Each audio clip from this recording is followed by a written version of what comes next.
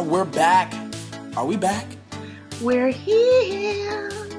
Yeah, I just don't have the voice chords to do what Lana just did.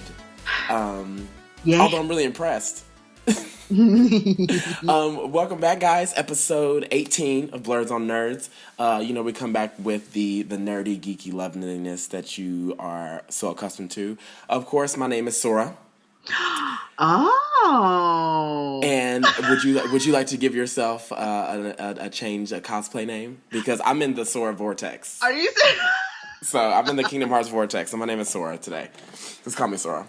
Oh my gosh. What? I need a name. I want a name. I have like 4 legally. What's Wonder Woman's real name? Diana. We'll call you Diana. Woohoo. Just call me Diana, Queen of the Amazons. What? That's a lot. Off with his head. But that's a different show. Off with his head. That's Alice. Okay. Speaking of Alice, we gotta talk about heroes of cosplay, but the Red Queen or Princess. Okay, I'm sorry. I'm off. I done created a whole war in my head in about 10 seconds. It was a war between the Amazons and the Red Queen. I'm sorry. I'm back. Well, we're back. Okay. Well, episode 18. Let's just hop right into it. What's up, guys? What's up? We missed you. You missed us too. Let's get into it. Whoa. So, of course they did. Questions? I don't even know where to begin. Like, guys, where do you want to begin? Should we just get right into Blast from the Past? I want to do Blast from the Past. Okay. Well, let me just throw mine in there. So I went out to Twitter and I ranted to the world about, what was people's blast from the past. And first let me interject with mine. So there was a show, I was on Netflix, and there was a show that popped up. I swear this is not Nickelodeon. Is it? I can't remember. I can't remember. I'm like, what? Was this on Nickelodeon? We used to come on, I think, every Saturday. Correct me if I'm wrong, listeners. And Lana, if you watch this show. Diana, if you watch this show. It is The Wonder Years. Did you ever watch that show? And I think Act 2. That is it, really? That's close. That's oh my gosh. That was kind of close. I'm gonna let you have that. Arnold and Winnie Cooper. What? That used to be my show. I used to watch. I think it used to come on like every Saturday. Oh, it was on ABC. It was an ABC show, and I used to watch it and watch it faithfully. I don't know if it was part of TGI Friday. I don't know what day. I don't even know. So it wasn't ABC. Oh my gosh, I was diehard Wonder Years. Wonder Years was all day. The bomb. And if you guys don't know, so Wonder Years was recorded. I'm trying to remember when it was on. It was like it was on from like 1988 to like 1993. It was about 6 seasons. It depicted the social and family life of this boy. I can't remember his name in a typical American suburb. So it was kind of like Married with Children mixed with Family Matters mixed with Step by Step, but it was the first. Step. You know what? It was Kevin Arnold. Day by day. Sorry. Oh yeah. Oh heck yeah. We're gonna have to sing it one day. We're just gonna have to because that was a bomb thing. I'm sorry. I didn't mean to go there. I didn't mean to go there with those vocals. I know. What is wrong with us today? So his name was Kevin Arnold. Kevin Arnold, and he got picked on, and I felt so bad for that boy. Oh my gosh! And he had an older brother named Wayne. Wasn't he like a football player? And was he? He was like athletic or something, like a jock. Yeah, he used to pick on him like hardcore. They had 1 or 2 episodes where he kind of like had his back, but for like his sister was a flower child, and then the older brother was just kind of a jerk and kind of picked on him and stuff. And it was just, that was a good show. Yeah, I mean, because it was very relatable. I mean, it was like even. It was just, I don't know what drew me to it. Maybe the family style and like that they weren't perfect. It was like, it opened the door for shows like Seventh Heaven and Seventh Heaven. Wow, are we gonna sing Heaven? I can't help it because I like that. Let's go. We're just gonna, for the next 40 minutes, we're just gonna sing. We're gonna sing our way through. We're going to sing our way through this entire podcast. I'm okay with that. But that was, I had nothing like really special to say about the Wonder Years. It was just a nostalgic moment for me or for my blast in the past because I was going through Netflix, and Netflix now has not now, but they've had it for a while of like shows from the 90s, shows from the 80s. and they added Wonder Years, and I was like, what? I love Wonder Years. I got way too excited. I don't know why, but I got way too excited. So I don't know. I'm just gonna keep it short and sweet. That's just my blast in the past because I watched about 4 episodes, and I'm like, I need to rewatch this entire series. 6 seasons, yeah. I know. Oh, that's so doable, especially now when we pound out 3 entire series during the summer. And when the show, So, especially when the show is only 30 minutes, meaning it's really 22 minutes, right. Oh my you can God. go through a season in like a day. And most of the shows we watch are like an hour. That is so easy. That's like nothing. That is nothing nowadays. I mean, nothing. Not Um, so Lana, what about you? You got any? What's your blast in the past? my best. My bass from the Bast. past. Well, first I have to say, I have to address it. Last week I talked about you can't do that on television, and I forgot to say that I got information from The Onion, which we also know is a fake website. So, in case anybody thought that the stuff I was saying was real, it wasn't, because I forgot to say, hey, I got this on The Onion. One. Let's be clear. My Any bad. type of any type of slime is dangerous. Right, because, well, it's green. It's green. It's shady. It's shady green. Sometimes it's lumpy. I mean, I appreciate because we had some loyal listeners that were like, was that true? Was that a true story? Yeah, And I'm so like, what are just you in talking case. about? They're like, it's an Onion story, and I'm like, oh, Yeah, and I just forgot to reference it, and everybody might not know that The Onion actually, it's like a fake news service, like a little joke thing. But anyway, my blast from the past, and I love this show. I love the show. Punky Brewster. Oh yes, yes. my gosh. We're taking y'all back today. We're taking y'all back, like back. Every time I turn around. That was horrible. Wait, I I got just pushed on my glasses because I have nothing to say every after that rendition. I don't even know what type of rendition that was. That a cover? I'm gonna get discovered. I'm gonna get discovered. Somebody's gonna say, you know what, with the speed of magic now and that sparkling personality, we're gonna make her a star. It's happened. I'm not gonna name names, but everybody out there can't sing. I liked Punky Well, Brewster because well. So what y'all don't know is that the only reason we do this podcast is so Diana can become famous and an actual singer. That's why we do the show. Like we should have said that like 17 episodes ago, but we didn't want to bring it up. Diana, me and you decided offline that we were not going to bring this up, and you said it anyway. I said, I'm sorry. I I know can't believe because you. I can't believe you. I was in the moment. I was in the moment. But, okay, so the show was 4 years. It ran from 1984 to 88, which were my best years because that's the year that the Olympics in 84 came to LA and I saw the torch. But Mm-hmm. Punky Brewster was cool because she was unique and she dressed kind of weird and she was just her own person. And I really liked that. And her best friend Cherry was black. So I was like, oh, look, another little girl who looks like me on TV. Yep. So that's always a good time anyway. And it's funny because the actress who played Cherry Johnson in real life, her name is Cherry Johnson. Are you serious? Yeah, I found that out. I was like, oh, that's cool. And Punky Brewster, of course, was played by Soleil Moon Frye. And the premise of the show is that her mom abandons her at a grocery store, her and her dog Brandon, and she meets Henry Warnemont and befriends him and stuff. And he realizes that she doesn't have a home, and so he ends up adopting her. And it's cool. It's just kind of like their relationship and her being able to trust him and him because he was an older man. He was like older, like grandpa age, and he takes in this little girl to take care of her. So it was a really sweet show. It was a lot of fun, and I don't know. I just really really liked it. They don't have a lot of really kind of wholesome kid oriented shows like they used to. They used to have a lot of shows that featured kids and the kid was kind of like the center of the show. And Right. now I think television is definitely taking a different direction. So this takes me back to something that was fun and innocent. The whole family could watch it. You could leave your kids alone in the room and not worry about what was going to pop up on the screen. It was the purity. I mean, back in the day, I mean, Yeah. this is why we do Blast of the Past because we really want to remember like the nostalgic moments of our childhood and the purity of TV before it was tainted by like ratings and Yeah. by advertising and all this stuff. So we talk about things like I could do a whole episode dedicated to TGI Friday. We need to. We need to because Family Matters. That Uh, will be a blast from the past. I'm just yeah. gonna put that out there. Yeah. That will Well, it's be. coming, It's but it coming. deserves the proper respect. It may be a blurred of the week too. It can be. Don't get us started. Don't get me started. I mean, don't. Whew, I already talked about Jaleel White as my blur of the week. I mean, yeah, he was on Family Matters, of course, with Steve Urkel. But I want to highlight Family Matters as well.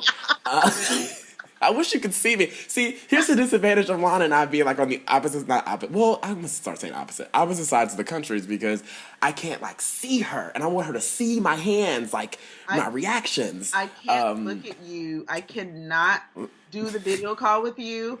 I would laugh the entire time. I can't do it. It's too much. It's too much. Too much. We're too much for each other. So no, I don't want to move on. I want to go to like I said, I took to Twitter and was like, hey guys, hey nerds, hey Blerds, what are some nostalgic, blasts in the past from you? And it could be anything, and I try to make that clear. Like it could be anything. It doesn't meant to be TV. It could be music. It could be comics. It could be anything.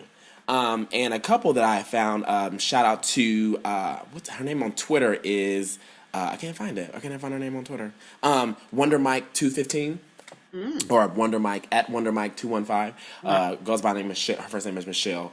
Her blast in the past was a show called 3-2-1 Contact. 3-2-1 Contact is the secret. Oh yeah, I'm familiar. So we didn't plan that. I swear to you, we did not plan that. I kid you not. I remember 3-2-1 Contact. 3-2-1 Contact. Contact, yeah. Sorry, okay. I feel like I was just doing a cheerleading audition because I had like the hands, like I gave you the spirit fingers. So 3-2-1 Contact is a show on PBS. It was in the 80s, and it was had an adjoining like children's magazine. Watched it in class. Did you watch it in class? Yeah. So that was her, like, I've never heard of this show, so I apologize. I have not heard of this show. But it had a long running, like 8 years. It was on for 8 years.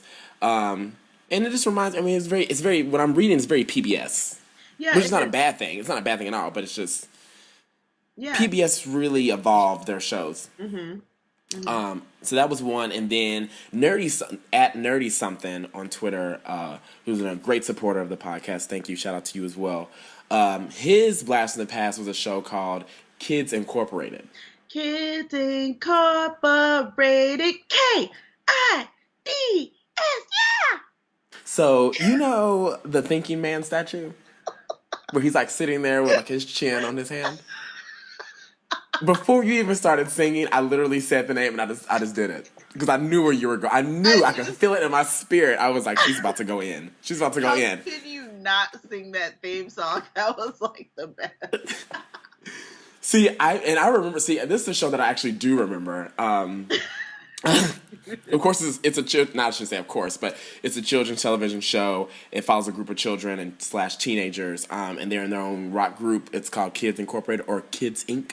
And they deal with the daily struggles of bullying, schoolyard crushes, peer pressure, child abuse. So it's kind of like adult children, not adult children, but like Degrassi. Yeah. Before Degrassi. Oh, Degrassi. Yeah, it's very like Degrassi before Degrassi, pre-Degrassi. Right. Say Degrassi again, Degrassi.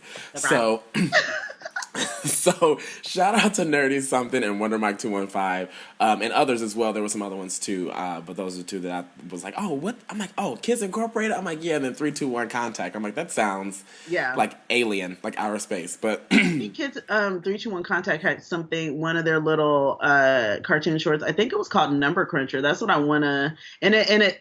Of course, it looked kind of like a video game, so I was immediately drawn in. But yeah, I was like, I'm seeing it in my head. This little thing is going crunch, crunch, crunch, crunch. What was that again? Crunch, crunch, crunch. I'm not gonna respond to you anymore. I'm just gonna talk, and if you talk over me, I'm gonna talk over you because I can't deal with you for the rest of this podcast. We'll talk offline about this, Diana. So I'm sorry, guys. Like, I hope you're enjoying this as much as we are because I am having fun right now. I'm having a ball. So okay, so a lot of stuff happened this week, per usual. I mean, I feel like I'm gonna be real with you, listeners. sometimes I'm like, oh, we don't have anything to talk about. But this is like Monday. And then Tuesday, I'm like, oh, this happened. Wednesday, oh, this happened. Thursday, whatever, whatever. And we always have more than enough to talk about. So, Tokyo Game Show was this week. And if you don't know, as you know, I'm not, and if you don't know, as you know, Lana and myself, aka Sora and Diana, are huge gamers. We love our video We games. like to play. We like to play. We like to, some first person shooters, some GTA 5. But Tokyo Game Show was this week, which is, big. It's like basically the big road show of gaming announcements, like a mini E3. And of course, Sony was there and Xbox was there, or Microsoft was there. And one thing I found kind of interesting is, they did highlight a lot of games. There were a lot of hands-on with the PS4 and the Xbox One, of course. But one thing I found kind of interesting as I am continuing my investigation on the poll of how many people are really going to buy an Xbox One. Yes. Kotaku, which is a really cool website. I recommend it. Kotaku.com. They do a lot of gaming news. Everything is mostly gaming or like technology, like Apple, like iPhones and smartphones, all that stuff. But they took a poll at the Tokyo Game Show, and it was just a simple question. PS4 versus Xbox One, and they polled 70 people, but 38 of them didn't want to be on camera. Like, they were just like camera shy. They didn't want to answer the question. But 32 answered the question, and 28 of them said PS4. One said Xbox One, and the rest said neither. Really? Yeah, and this is not scientific. This is nothing to Don't tweet us and be like, that's not right. No.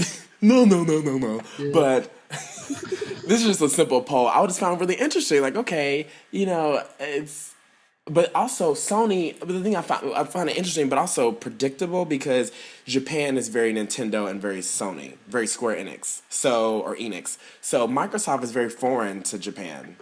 Even though sales are pretty good with Xbox, it's very American. It's a very American product. It's Microsoft versus PlayStation, Nintendo, Sega. When there was a console, Sega, they're very Japanese. They have a very strong Japanese foundation.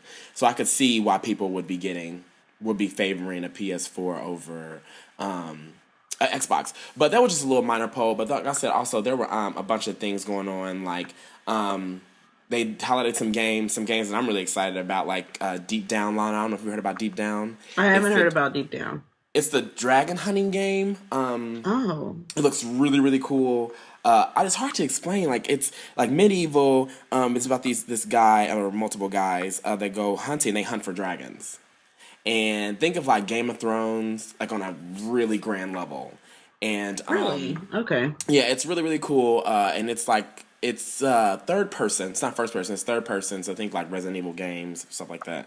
But you go around and you hunt dragons, and it's very strategic. But the thing about PS4 that they're incorporating is, like, if you're at a stage and you're dying, like Lana, if me and you were both playing this game, I could, like, if we're not playing at the same time, but I could, like, send you a message through the PS4 and say, Lana, I'm dying, I need your help. And you could literally get onto your PS4, log in, and then start playing the game with me. Oh, I like that. That's cool. So that's like one thing I found really cool.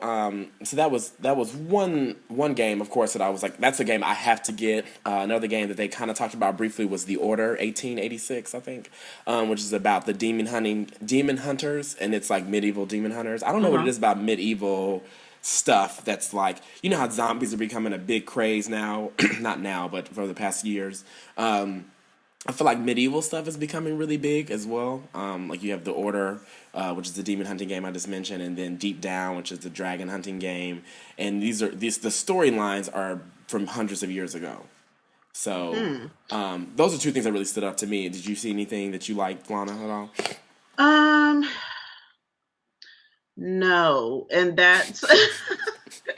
I mean, I'm being honest. Actually, the other day I was actually on GameStop's website, and I was looking to see, what did they have that was available for pre-order, because I pre-ordered the system. I was kind of waiting on the games, and I was just like, oh, I'm going to shop around. What do I want on launch day? Right. And I don't know. I understand that there's, that it takes time to develop the games and things like that.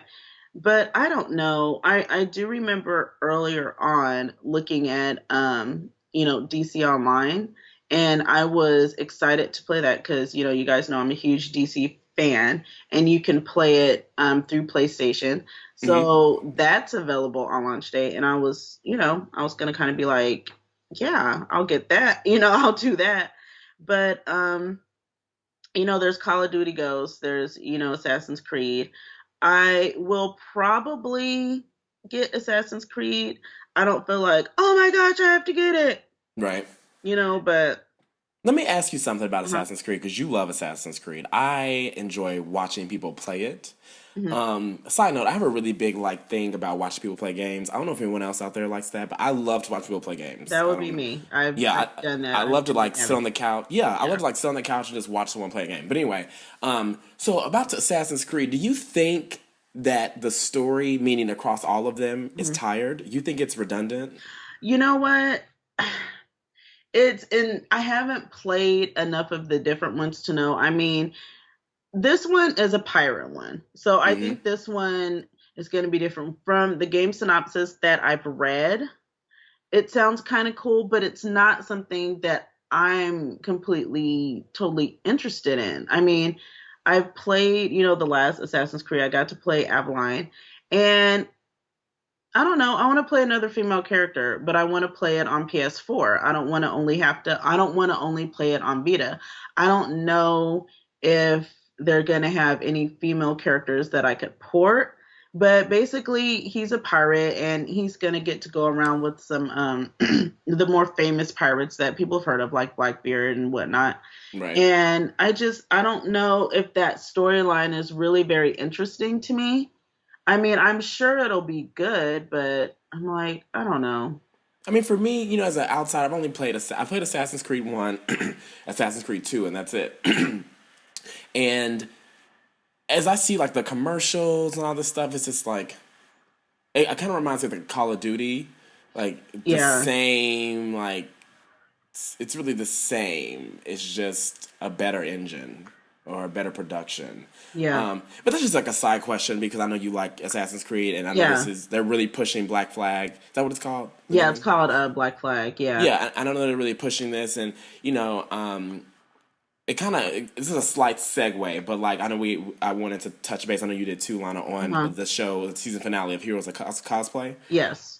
because the one guy I can't remember his name, but the only guy, Yes, he did he Connor. Yeah. yeah, and he did the Black Flag Assassin's Creed for Black Flag he cosplayed as that character, and I was just like I really, really liked it, but he was like, I love all of this and I love how different he looks now. And I'm thinking, as a viewer, I didn't see any He looks difference. the same. He looks the same, like because he, when the season finale was the Kansas City Comic Con, and he cosplayed as the newest Assassin's Creed character, and he was like, it looks so different, and I'm like, no, it doesn't. Like I don't see like I know what Ubisoft or Ubisoft is doing, and I mean they're making a lot of money off this game, and they're this is the foundation for their new game Watch Dogs. But at the same time, it's like it just seems really redundant and just not. I don't know. I I don't. mean, Yeah, but it's not. Oh, and by the way, I said it's Connor. It's not Connor. It's Edward Kenway. Kenway. Edward That's the Kenway name is of it. that this Yeah. is the new character? Yeah. And, it's cool. I mean, I'm kind of looking for something beyond a first person shooter, which is why I probably won't be getting Call of Duty and stuff. I mean, first persons are cool, but I kind of want to get into the adventure type games a little bit more. I just think it's, for me, for my personal style, it's a little bit more fun. And that's why I was looking at the PS4 games. I mean, they've got like Battlefield and, you know, the Call of Duty, and I don't know. But they don't have a lot of the adventure games that I want to play. And that's what I'm looking at. They have the sports ones, like they have the soccer and they have the football and the basketball. Right. And I don't know. And I'm talking about on launch day. They have some titles coming out. One of them I was looking at was this title called Destiny. Yes. And Destiny looks kind of cool. I'm definitely kind of very excited to play that one. Yeah, because that's from the makers of Halo. It's Bungie, Yeah. and they're finally partnering with PS. Well, I keep saying PS4, but whatever. Sony. That game looks so gorgeous, Hmm. and so because I was talking to a friend of mine, and I mentioned that the only reason I was going to buy an Xbox ever was because of Halo. Oh, Halo is fun. I freaking love Halo. It's kind of the business. Now, side note, and I had this conversation with myself last night, and I don't want you to be upset, but we listeners, you guys remember this when we talked about the Wii U. Yes. I may go get one. Shut the front door. Seriously? Just because, okay, What this game? I'm sorry. Just walk with me. I'm going. Let's go. Because they were at Tokyo Game Show, and there's some couple games that are coming out, like Super Smash Brothers. I'm a huge Oh, Smash I Brothers like fan. that. Yeah. And that's like it looks gorgeous, and I've been keeping up on like the screenshots and all this stuff, and the development looks really good. Also, the new Legend of Zelda looks really really cool. They did the Legend of Zelda Wind Waker HD remake. You know, when HD is just remakes or just the new trend across all consoles. But it looks kind of cool. Also, it's backwards compatible Hmm. if I'm not Oh, mistaken. And I say that with reservation because I'm not sure, but I believe it is because I would want to play Wii games. You can't call it a Wii U and it's not backwards compatible, right? I mean, I don't know. Is the Wii? I'm trying to look it up now. Oh is yeah, it it's backwards? I don't know. because I'm looking it up now. Yeah, so the Wii U will be backwards compatible with Wii Game Disc and will support other systems through game downloads via the new Nintendo Network. Users will be able to download N64, GameCube, NES, and SNES games to the Wii U. These games saved to the Wii U's internal hard drive will be playable on the Wii U. So it is backwards compatible. It's like $249, I think, or something. Like I was thinking about getting it. Like this, just because I really like I want to play games. Because okay, it really goes back to it ties into what you were saying, Lana, about like adventure games. Because Hmm. if you want to play like the hardcore like first person shooter and shoot 'em ups and RPGs, you definitely go for a next gen like Xbox One, PS4. But when you want to like play games that are just vibrant and fun and really really scream adventure, you want to get like a Wii or Wii U because Yeah. they have those games on there. I mean, they It's really just do. fun. Their It's just they're games are fun. fun. They're not stressful. I mean, they have like you have like Super Metroid. I think the most stressful game on a Wii is like Metroid. But like you have all these Mario games that you can play with people. It's You just have fun. yeah, there's so many things you can do. But speaking of HD and why I'm calling myself Sora today Hmm. is because I bought Grand Theft Auto 5 Okay. and I bought Kingdom Hearts 1.5 remix because I Yes, have to. I know you did. Why would I not? Why I would I know not? you did. Now let's talk about Grand Theft Auto 5 first. Tell me, because I haven't bought it yet. So tell me, give me the skinny. Well, you should. Um, there's two things. So one, let's clap to Rockstar because, or is it Rockstar or Rocksteady? Rockstar. Rockstar again because they made $1 billion in 3 days Oh wow. and made $800 million in 24 hours. Sh- Now, because you know people were the reason I'm bringing this up because people were complaining that the game should have been put on next gen consoles, and Uh-huh. this was the smartest thing that GTA could have done because how many households are going to have next gen consoles versus a PS3 and an Xbox 360 Right. right now? They want their money now. They want their money now. They would have made even half of this money if they released Grand Theft Auto 5 on a next gen console. Hmm. They may have made it over time, but by that time, is the price is degrading. It's also pre-owned. They don't make money off pre-owns at GameStop and all that. So this was the smartest move they could have done. The game Lana is gorgeous. I have Hmm. not owned or played GTA since GTA 3, I Uh-huh. think. I haven't played Um, since San Andreas, so yeah. And I mean, I've watched people play, but I have not put my hands on it. And this game is amazing. The reason I recommend people should buy it is because we all, as nerds, we all get stressed. We all get, pent up. Stuff goes wrong. This is the one game you can go home and do whatever you want. You want to, go rob a bank, go rob a bank. You want to go steal a helicopter and have a shootout with the police, you could do that. You want to hire some, prostitutes and do stuff with them, you can do that. see. You can do whatever you want. I Oh mean, my you gosh. can. I don't think there's anything, like PG. Let's just be real. There's nothing like PG about this game. This is not a PG game. Please don't take your 7-year-old and be like, let's go play Grand Theft Auto. No, don't do Be a that. No. responsible adult. There's nothing you can't make that game like family friendly. Oh, let's drive. You can maybe like, oh, let's drive around the city, And that's but it. Go to bed. that's it. And go to bed. But you can't be like, oh, let's drive around the city and like rob a bank because that's what my son wants to do. No, you No. can't do that. You really have to do violent things. But the game is really diverse. It's gotten excellent ratings across the board. I love me some NPR, National Public Radio, and when they praised I was listening to them 2 days ago when they were praising GTA 5, I was like, the world has changed. I know, right? Like this game is it's everything. I love it. It's very diverse. You can pick a multitude of characters. It's, I think Lana, I know you'll enjoy it. I know you don't want all the explicit stuff on there, but you don't necessarily have to have that. You really don't. You can avoid stuff like that and still complete the game, still play the game, still enjoy the game. So you can take it as far as you personally want it to go, which is what I like, because then it doesn't censor people who go to the very edge of reality.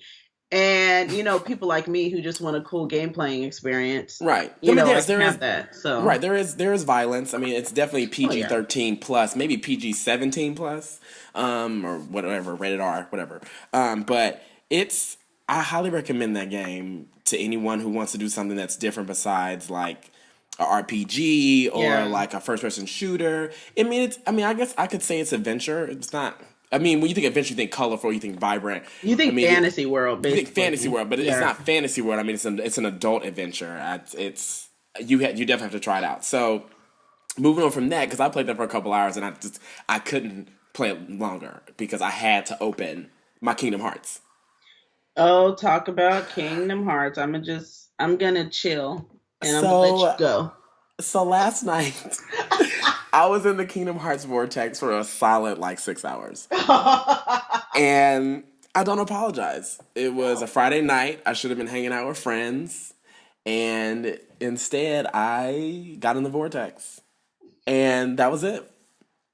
I don't have a life anymore. Because here's my pros and cons about my Kingdom Hearts. Because I've never played Kingdom Hearts.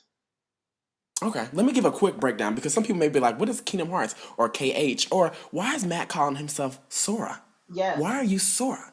So Sora is only the best character in all of Final Fantasy lore. But that's just, and if anybody wants to argue with me, please, you can tweet me. You can DM me. So Kingdom Hearts came out in 2002. Ish. It is about this. It's a partnership between Square Enix, who are the creators of all the Final Fantasy games, and Disney. And it was really risky because when the game came out, a lot of people were like, "This is very backwards. It's not really adult. It's very childish." But it's also very, again, nostalgic because you have all these Disney characters. It's about this boy who is the master of this Keyblade, and the Keyblade is what is used to kill heartless or creatures without hearts, and they go around, they steal people's hearts and they kill people. So it's a little dark, but it's not super dark. It's still, kids can play it. But you are teamed up with Donald and Goofy, and we all know who Donald and Goofy are. So it's a 3-man team, but then also you go to other worlds like Aladdin's world or the Little Mermaid's Ariel's world.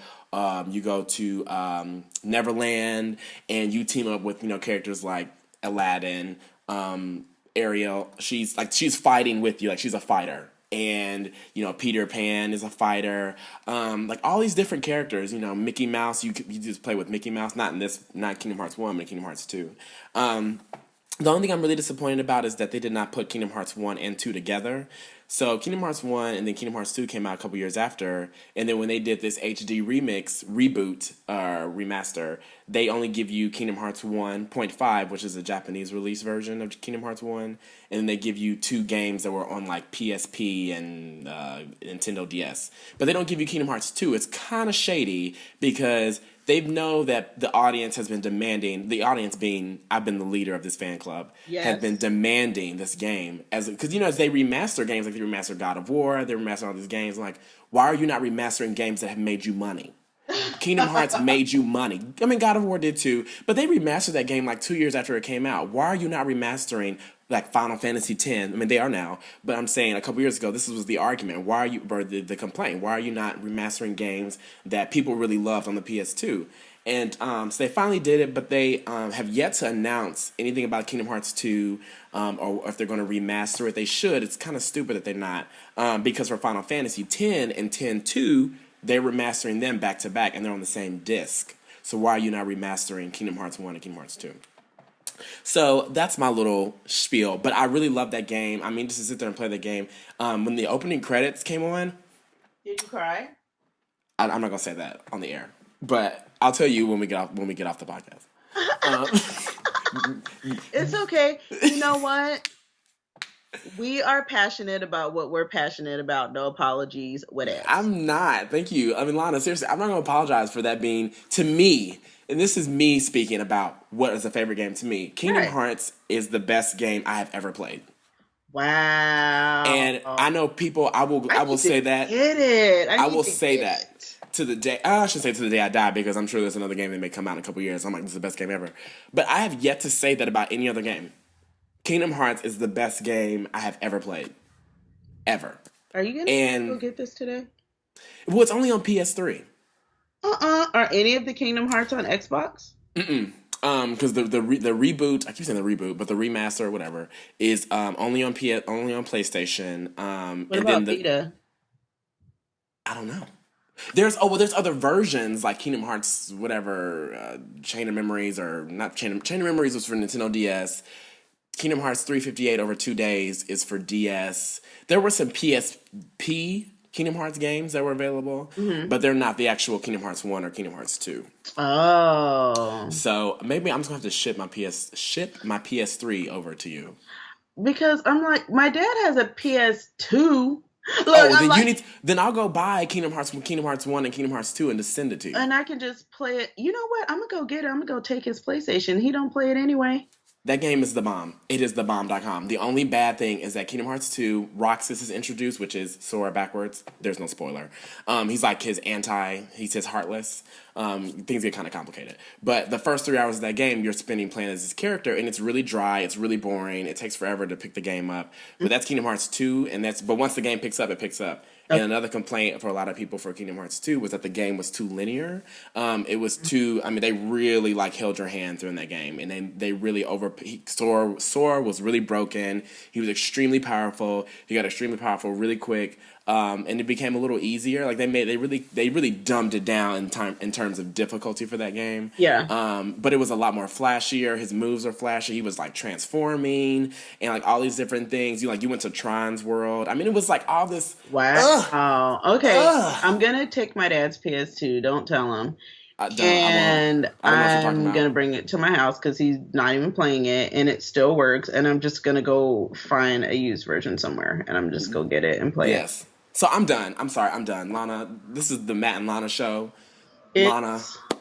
It's cool. It's all good because these are things that I need to know. And you need to get because I need, I when we get done with the podcast, I'm gonna go to the nearest GameStop and be like, "Do you have Kingdom Hearts 1 and 2 on PS2? I know, right? I need you to ship them to this address. Now, do it now. Don't Do it quit. now, seriously, because they're dirt cheap. You're not gonna. Yeah. You can find them for under $20 Yeah, together. I'll I'm do sure. it. Yeah, no, because I'm curious. I want to do this gameplay, especially since it's going to be so long before it comes out for PS4. Game I Yes. wanted to talk about the games on Xbox One. So I went over and I was looking at the games on Xbox One, and the ones that I really, really was kind of feeling a little bit was it was this game called Titanfall. Have you heard of that? Titanfall. I have not. I'm gonna look it It's up right now. robots and they're like fighting and the graphics look so cool. And I was like, I saw a couple of games. Well, Titanfall is not a release day. As of now, it's not a release day game. Okay. It doesn't have a date. But just looking at that, they're also going to have Destiny. They have this one game that's interesting. It's called Rise, Son of Rome, and it Yes. takes place during, times of the Roman Empire, and it looks, oh my gosh, the graphics looks It looks pretty gorgeous. Isn't it supposed to take? It's supposed to directly rival God of War. Oh, is that because I don't play God It's of like their answer to God of War. War. Which Well, and it looks really good. It looks really really good. well, they said Um, please and thank you. It comes out November 22nd, mm, and wow, it's I mean you're in the Roman Empire. And let's see, you're a Roman soldier. Your name is Marius Titus, and you're avenging the death of your family, and you want to restore honor to Rome. And so it's basically you're doing massive battles, hand to hand combat. You have your weapons and stuff like that, and it's cool. I was just looking at that, I'm and you can on. also it's integration. You can fight using your Connect also. So are we getting an Xbox One too? Leave me alone. Well, I'm on Titanfall's website, and this looks gorgeous. You can pre-order now. Yeah. It looks really really good. It looks really cool. It reminds me of what does it remind me of? Like Battlestar Galactica mixed with like Gears of War mixed with like Mech Warrior games. Like it looks really really cool. Guys, you definitely have to check this out. Oh, it's crafted by one of the co-creators of Call of Duty and other key developers behind the Call of Duty franchise. Yeah, it looks pretty awesome, and it's like I really want to play that. Um, I don't know. Well, I mean, we'll see. Like I've already, I guess, like I said, I've already paid for my PS4, Yeah. and I'm not. I wouldn't mind as the day is getting closer. I wouldn't mind getting a Xbox One Hmm. because of the family driven side of it, meaning like the DVR overlay and Hmm. the integration with like football and all this stuff, and it's more of a family console instead of a video game console. It's one of Hmm. those things like the PS4 would be downstairs and then the Xbox One would be in my family room. Right, right. I get that. Yeah. And those two games, like, because Rise comes out November 22nd. If I was going to buy a game to play, like launch day, I would actually get that one. But that one is only for Xbox. Yeah, it And when is. I'm looking for PS4, as far as launch day titles, I don't know.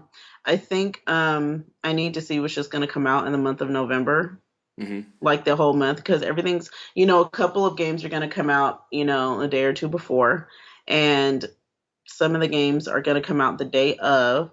But looking at PS4 right now, I mean, I really want to play Destiny. That doesn't come out until June of next year. Oh, are you Dying serious? Light is cool because it's a zombie game. That doesn't come out until next year. So the games that I'm really looking at that I'm like, oh, that looks tight, it comes out next year. And but that's that's like the curse of getting a next gen console is they have like these launch title games and the launch title games just aren't things that you're like dying over. Yeah. And the really good games that the majority of the market are really want to see and play don't come out until, like months later. I know for me, like I definitely want to get Call of Duty Ghosts and I definitely want to get Watch Dogs. Hmm. Those are two games that I definitely want to get, and I believe that they both come out in November, and then like Infamous, like yeah, but I really want to get Infamous. That doesn't come out to next year. I really want to get like Knack, but I don't want to get. But all these games are gonna be really expensive. I can only get a couple. But then also like The Order 1886, Yeah, the order that looks pretty tight. I want that to get doesn't that come out too. until next December or December of next year. See, they're killing me. Yeah, Watch Dogs I will probably get. uh, You know, it. But like I said, I'm looking for something a little bit different. There's this game that I used to play on my old Xbox, the first Xbox that came out, and it was called Baldur's Gate Dark Alliance. Yep. And oh my gosh, got the first one, got Dark Alliance 2. I gave away my Xbox. I got Dark Alliance 2 kind of late, and I actually ended up giving my old Xbox to a friend and with all the games. But the first Baldur's Gate, played it, beat it.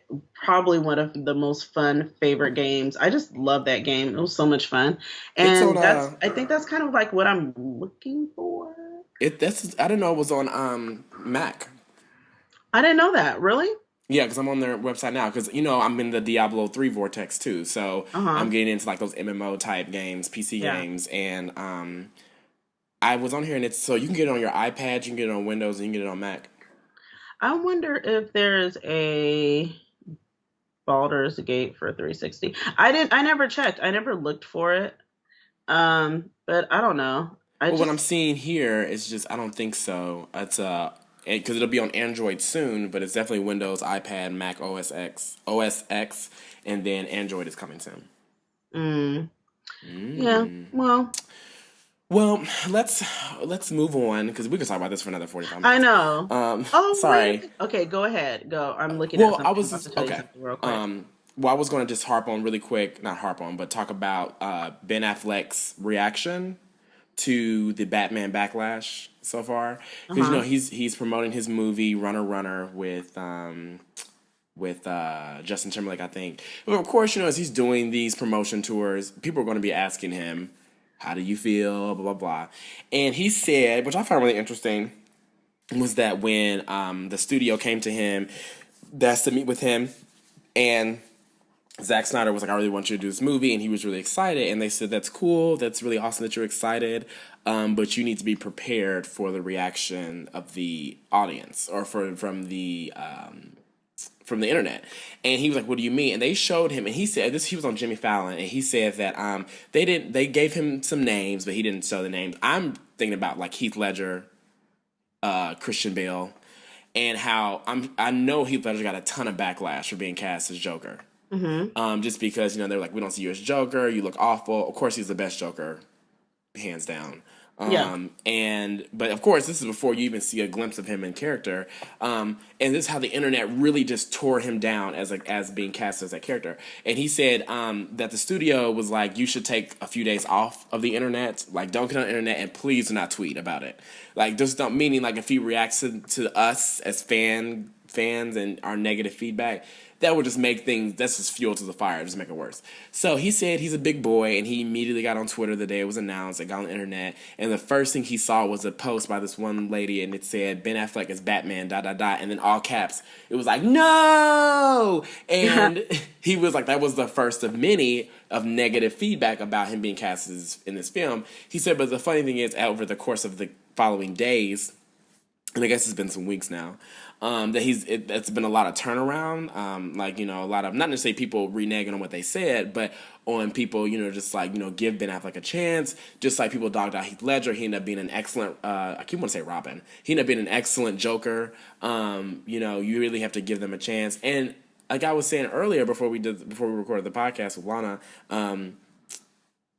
Ben Affleck is a great actor. I think he doesn't pick the best movies. And that's what it is. That's what it Yeah, is. and that's what people see. They don't see like, yeah, you're a great actor. And Argo was excellent, and you directed that, and you won Best Director. You won all these awards for it. But that's one movie versus the many movies that you did that weren't good. Like what did he Daredevil, Jiggly. I mean, like all these Giggly. Geely, whatever, Jiggly, Jigglypuff. Giggle. Giggle.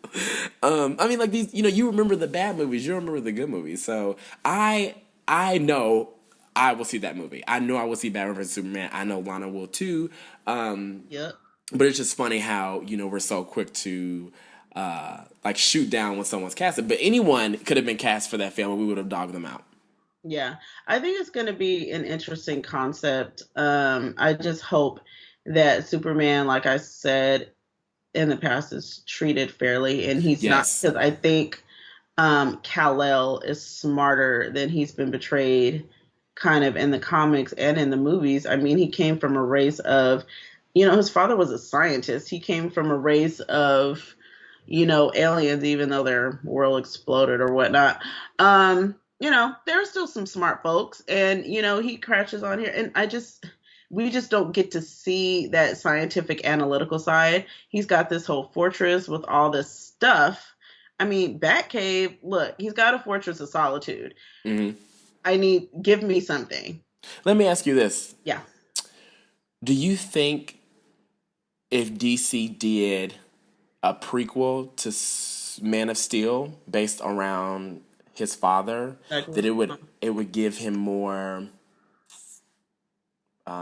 I can't think of the word, but like give him more like support in that realm when it comes to like intelligence, because his father was really really smart. Yeah. I think what they would have to do first, and what I would like to see, is they'd have to do, I would think, a special edition graphic novel series first. Hmm. to kind of get the story out there. They'd have to create it. I wouldn't do something like that straight to a movie because I don't.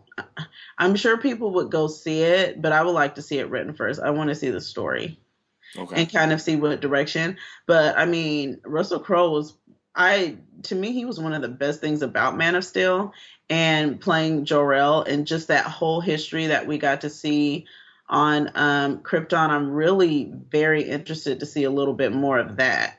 I I wouldn't be thought surprised if they. that was I, really w- good. I wouldn't be surprised if they did do it. I know. I think we may have talked about this when the movie first came out because I thought that was just an excellent first hour of the not hour first like 30 minutes of the movie or Oh whatever. yeah, that was good. It was really really good, and I wouldn't mind seeing a movie based around his father. I really really would not, or based around Krypton. I mean, obviously centered around his father, but because I don't know too much about Krypton besides what some of Superman's villains have told him And it blew or up.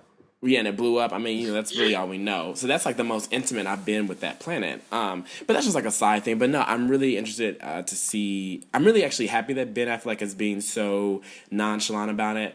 I should say this with like what actor would have been not nonchalant about it. Yeah. You have to. It doesn't look good if you were, mean or mad or whatever. I'm sure he's mad, or I'm sure he said some things behind the scenes in his own personal time. But I'm interested to see what's going to happen. Yeah, I think I mean I want him to be successful. I would love for him to prove everybody wrong and just come out and kill it. I mean, he has some big shoes to fill. Christian Bale I thought was a pretty excellent Batman. So, he's got to step it up, but he is playing an older Bruce Wayne. Hmm. So, I just want it to be a good storyline. I'm hoping that we're gonna get. It's just, oh gosh, this mess is taking forever with the Justice League and no Wonder Woman, and it's just taking so long. Well, didn't DC just And come out and say that they're going to be announcing some DC movies coming out soon? they've been, you know what? When I see it, I'll believe it.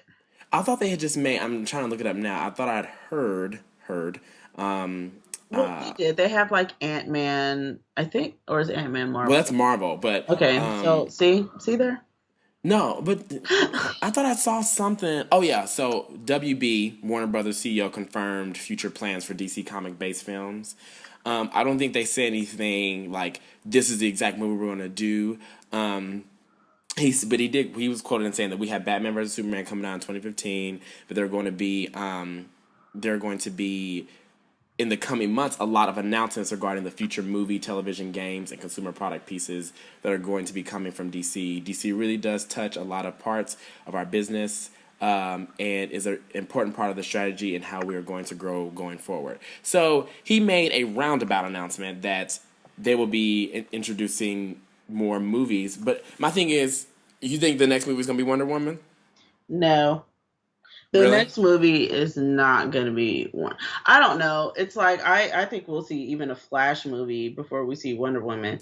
I But how just could you I can do see that though? her because like I don't think that she has they've okay when DC did the new 52 they completely changed her backstory. I would prefer for them to go to the old backstory where her mom molded her out of some clay and then the gods gave her life and that was her original backstory. Now because the new 52, one of the changes that I did not like was that they've changed her backstory.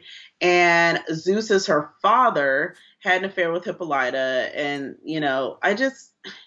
I don't like that backstory. I like the other backstory better. And Well, so I'm here's curious as to which way they're going to go with that. Well, here's an article that we wanted to talk about this a week ago or 2 weeks ago, but I can't find the article now. But I remember reading it and just being really interested and more interested in Wonder Woman than I ever been because Mm-hmm. I think it was titled like why there will never be or why there won't be a Wonder Woman movie, and it was Yeah. because like you said, Lana, they changed her origin story. Why would you do that? And Yeah. two, there is no one reason, and I think I understand this. The reason that they have not made a Wonder Woman movie is because there is not a story that is infamous in her lore or in her universe. Yeah. So you have Batman and Joker. Batman, or one story is this the origin of Batman. He died. Everyone knows and how he died, but everyone knows the story of the origin of Batman. Everyone knows the origin of Superman, and no one really knows anything about Wonder Woman. That is absolutely true. I mean, you who don't, you've been more of a Marvel person. I'm sure you can name at least two of Superman's mortal enemies. You know what I mean? Hmm. Same thing with Batman. I'm sure you can name some of, Batman's enemies. But with Wonder Woman, yeah, huh? I mean, because I mean, think about it. It's like, okay, if you might be familiar with some of the guys, she's on this island, and there's like Cheetah. That's the only one I can think of, and that was only because of fanfic that I read, and then I did a little bit of research and found out that was real. I mean, how sad is that? I just, because it's sad because I mean, I feel like we could go around, like we could go, like one thing we should do, like, if Comic Con was like next week, we should go and like do a poll and just be like, tell me one story from Superman, one story from, like, go around to people and say, tell me one story of Superman, one story of Batman, and one story of Wonder Woman. And I Yeah, wonder how many people could tell you a story of Wonder Woman. right. And that exactly. I mean, because you can be like, okay, well, Superman died, or not. I keep saying Superman, the character died. Superman's planet died, or planet, whatever. Blew up. Planet exploded, and then, he went to Earth, and, Batman, his parents died, and then, he became a hero slash vigilante slash whatever. Wonder Woman, it's like, she's Zeus's daughter. She's Amazon. That's what I would say. I Yeah, bet she's Amazonian. and that's the thing. It's like, now she's Zeus's daughter. No, but before she was just from some clay and she was blessed by, different gods and stuff like, Athena, wisdom Athena, beauty of Aphrodite, whatever, blah, blah, blah, the Greek gods. Hmm. And, you know, now on some, Wonder Woman is definitely more violent Yeah. than Superman. Like she will cut somebody. She will kill Did, somebody. That's did kind of the society. I mean, she prefers not to, but like in the old Justice, well, it wasn't Justice League, but it was like a Superman, Wonder Woman, Batman crossover. It was like this whole Infinite Crisis thing where she slit Max Lord's throat because he had Yep. mind control over Superman, and like he was all pissed at her, like you killed somebody, and she was like, I just saved a bunch of people because you were about to go on a rampage. So and him and Batman both ostracized her for that, but you, that made me really mad. And I was just about to But bring that up. I'm glad you brought that up because that was the one art that was a part of that article of like, she killed somebody. yeah, Maybe, I mean, I maybe, you know what? This side note, maybe the third movie, if it is, I don't think they could do what, a Superman's S over Batman's wing over a shield. well, However they they've want to do got that logo. Trinity graphic novels, so Well, my thing is, I would like. What if that could be a story, a possible, not origin story, but that could be a possible, like, foundation of conflict between them, on the big screen, possibly. I would love to see Wonder Woman introduced, maybe a stinger trailer at the end of the Superman Batman movie, because honestly, the movie that comes after that, I mean, they may want to do, I don't know what they're going to want to do, but the one that comes after that, there are a lot of graphic novels that feature the three of them. They're considered the Trinity. They're the three heavies of the Justice League. They're the leaders Mm-hmm. of the Justice League. They can have their own movie trying to form the Justice League and taking care of whatever and discovering, other heroes or other metas, as they're called in the DC universe. And that could be a story with the three of them. If they're so scared that she can't do it by herself, Right. they could definitely do something like that. And that would be kind of cool. Well, I mean, I will keep my fingers crossed because the more you care about Wonder Woman, the more I care about Wonder Woman, and the more you guys should care about Wonder Woman. So Everybody should. everyone should. So what's next? What else we got going on today? I don't I'll know. leave it up. I'll leave it up to you Look, and I I'll. said, well, one thing, since we're talking about it, might as well jump into this. I came across, I was looking at DC. I always like Mm-hmm. to check and see what's going on with them. And I don't know if people know, but they have this charity, this We Can Be Heroes. And their charity actually fights the hunger crisis in the Horn of Africa, Where's Okay. the Horn of Africa? Or Horn of Africa is Ethiopia, Somalia, Uganda, Kenya, Sudan, that area. And what they're doing now, they're trying to raise $125,000. And you can go on DC's website and link up with the page if you want to donate money. They're taking, from $10 all the way up to like thousands of dollars. You can donate however much you want. They've only raised $30,600. There's 38 days left. And it is a verified nonprofit. It's completely legit. One cool thing is that with each donation, you get, a little bit of thank you from DC. You get some cool stuff. Like if you donate $10, then you get 6 digital downloads. So you Okay. get the complete Trinity Wars storyline, which is cool. And let's see. If you donate $25, then you get the Forever Evil #1 variant cover. That'll be nice. Yeah. They also had $25 jail, Justice League: The New Frontier, and that's the animated movie, but it was signed and that one's sold out already. I'm sorry, where can we find this again? Oh, it's if you go to just the DC website, Okay. yeah. And then there's a link to it. You can link to their page. It should be at the top. It just says "We Can Be Heroes," and then you're going to be led to this page.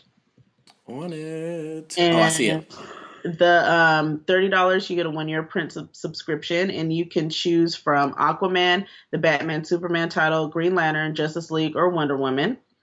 $45 Forever Evil t-shirt. Yes. Hmm. Or you can get the Forever Evil t-shirt or the Superman Wonder Woman That's t-shirt. the one you want, ain't it? That's the one you want. You know what? I love me some Forever Evil, so it's kind of a toss-up between the two.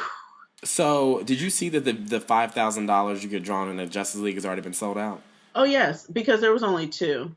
There was so for some of them there are limited numbers, like the two available. So yeah, for $5,000 you were able to get drawn into a Justice League comic. That is awesome.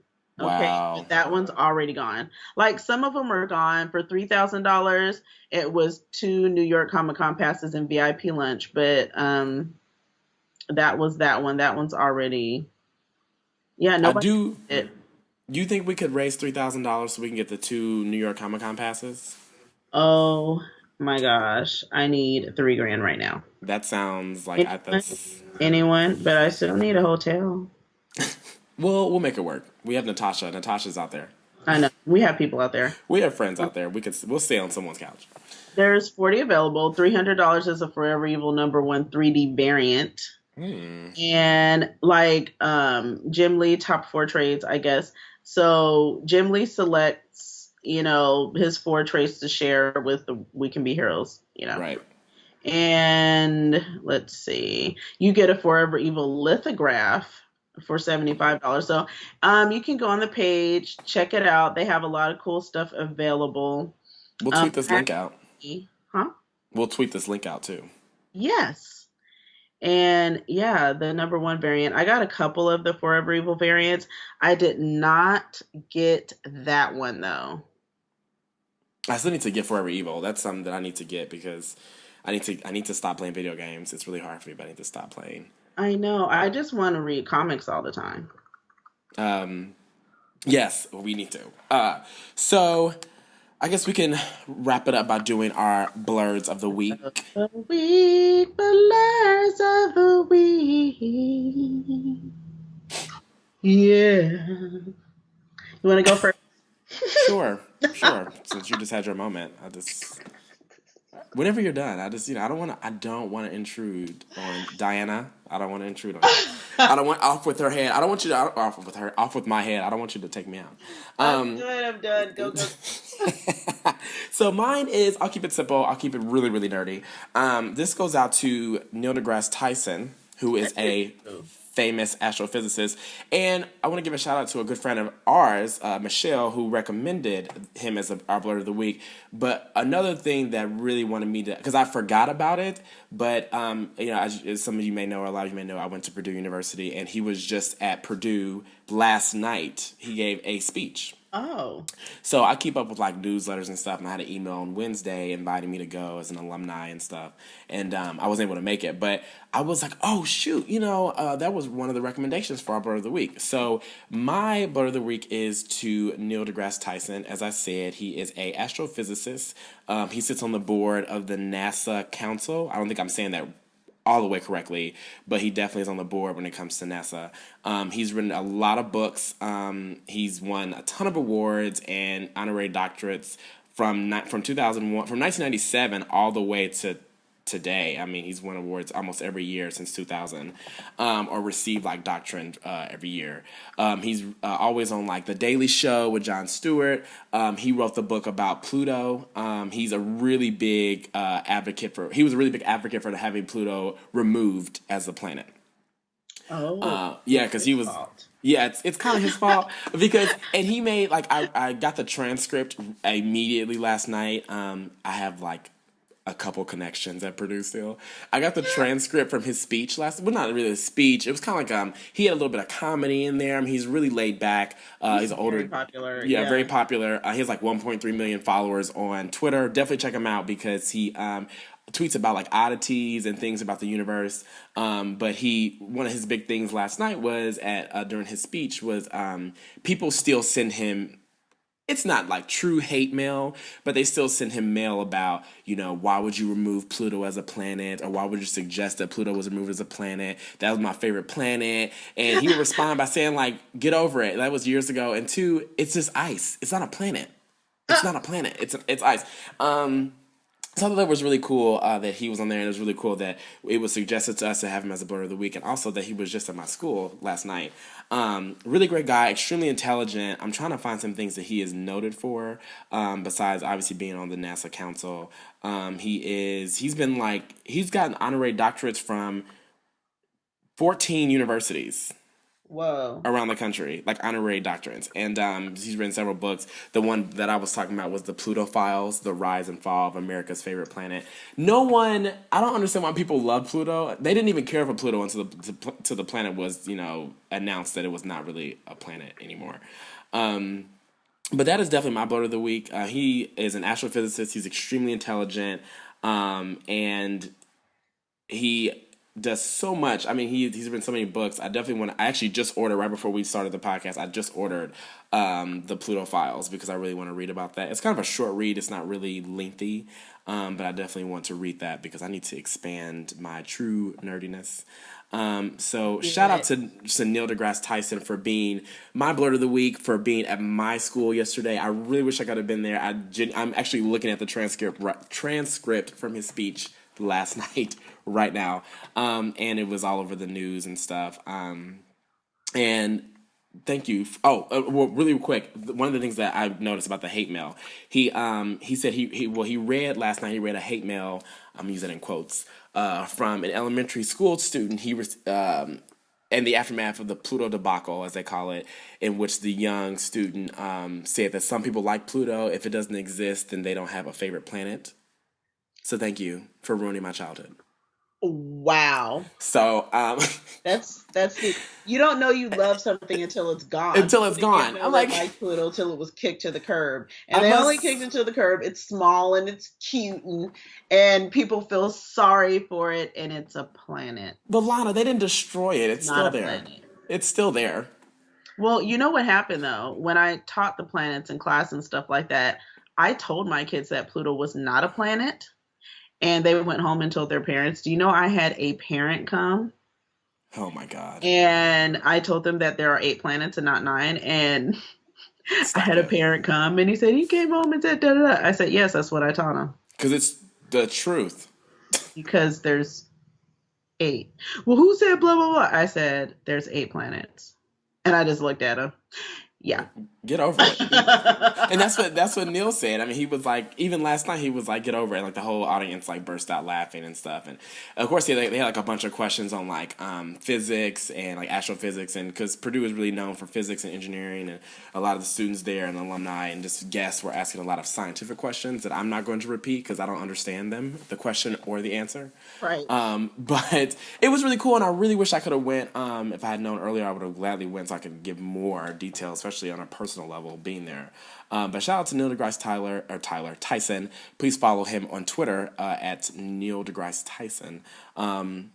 And get like knowledge, because some of the things he tweets about, you're like, what? For realsies? Like, come on. Like, I mean, just to go around and be like, oh, what do you do for a living? Oh, I work for NASA. I sit on their council, and I'm an astrophysicist. Basically, boom. What do you do for a living? Drops mic. Oh, I work in insurance. Right. So shout out to him for being my blurred of the week. Alana, what about you? I went fictional this week. I went fictional. Okay. My blurred of the week is Guinan from Star Trek, played by Whoopi Goldberg. And the reason that, and it Yes. was funny, it's funny because I actually had picked a different blur of the week, and maybe I'll do it next week. And then all of a sudden it popped in my head. I said Guinan, just like it just came to me. I was like Guinan. I was like, okay, go with it. Little bit about Guinan. She is, and I'm gonna butcher this, I always mispronounce this, El Arian. And a race of listeners, that was her species on the show. Mm-hmm. The Captain Picard, played by Patrick Stewart, he brought her onto the Enterprise to run their lounge area and stuff, but she was so much more. She wasn't just a bartender.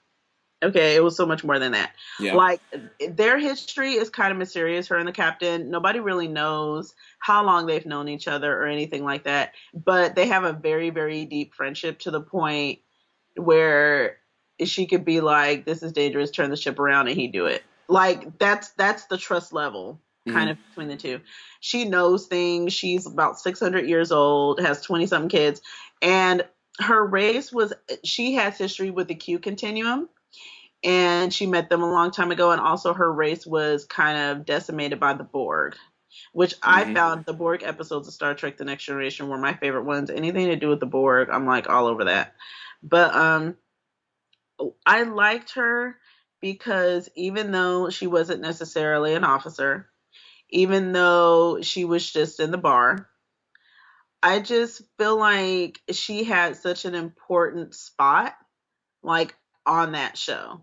And she had the captain's ear, and she was a confidant and stuff like that. Yeah. And I just feel like she had a powerful position, even though she wasn't an officer. Everybody listened to her. The counselor went to her for counseling. Like, she was kind of like the go-to. And I really appreciated that, given her status, she was still given that type of respect. Can I just say, I'm like looking her up, and can I just say that she was quoted in the show as Uh-huh. saying that she was attracted to bald men. Yeah, So they yeah. definitely had a relationship. You know what? That is the speculation, but I don't know. Like, I've read a lot of Star Trek books, Star Trek The Next Generation books, not fanfic, the licensed stuff. Mm-hmm. And one of my favorite Star Trek books, go out and find it if you're a fan, if you haven't read it yet. It's called Vendetta. It's by Peter David, who is actually my favorite Star Trek The Next Generation writer. And it features her prominently, and it also features her sister.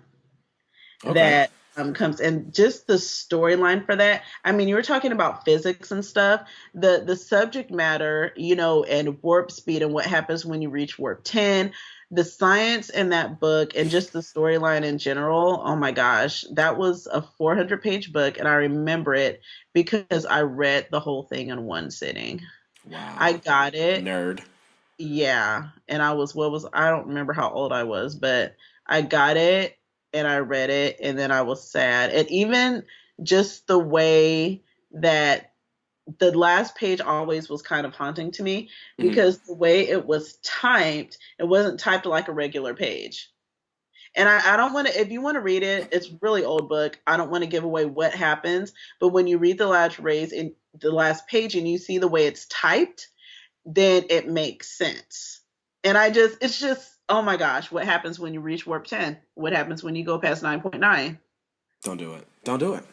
Oh my gosh. Why are you in such a rush? Why are you in such a rush? I love that book. I love Vendetta. Like I said, Guinan was featured heavily, as was her sister. You learn a little bit more about them. And I just liked her character. So go read Vendetta and watch some Star Trek. I'm writing it down right now, actually. So, Well, Well, shout out to Guinan and Neil deGrasse Tyson as I keep wanting to say Neil deGrasse Tyler, but Neil deGrasse Tyson as our Blerds of the week. Blerds of the week. I'm gonna try to start tagging them like in our Twitter and stuff, so they know that we're praising them. Yeah, Whoopi Goldberg One as more thing, well. Yeah, real quick. Back to gaming. oh, of I just course. found something. Remember, I was talking about Boulders, Dark Alliance 2, Baldur's Gate 2 was Yeah. one of my favorite games. Just found out that it's backwards. Supposedly, it's backwards compatible with 360. So I Uh, kept that one. I'm gonna try to put it in today and see if it works. I'll let you guys know next week.